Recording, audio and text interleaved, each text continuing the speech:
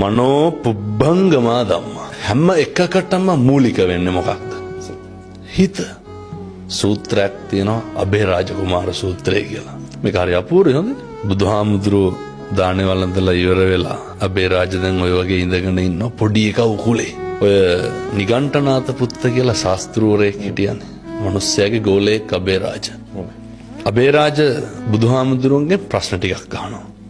බුදුහාමුදුරුව අර පටිපුච්ච ව්‍යාකරණ ක්‍රමයේ යටතේ අබේ රාජගෙන් ආපහු අහනවා. අබේ රාජ පොඩි එකා ඔය උකුලේ ඉන්නවනේ. පොඩි එකාගේ කටේ කැබිලිති කටුවක් තියෙනවා. අහනවා අබේ රාජ ඕක හිර වෙලා තිබ්බොත් මොකද කරන්නේ කියලා. අබේ රාජ කොහොමද උත්තර දෙන්නේ? බුදුහාමුදුරුවනේ ඇදලා ගන්නවා. බුදුහාමුදුරුවනේ මොකටද ඇදලා ගන්නෙ? පොඩි එකා බේර ගන්න ඕනේ. පැහැදිලිද මං කියන එක? එහෙමයි. බුදුහාමුදුරුවනේ අදිනකොට ලේනවනේ. කෑ ගහනවනේ. රිදෙනවනේ. ඔව් ඒත් බුදුහාමුදුරුවනේ පොඩි එකා බේර ගන්න ඕනේ. අබේ රාජගේ සිතුවිල්ල මොකද්ද?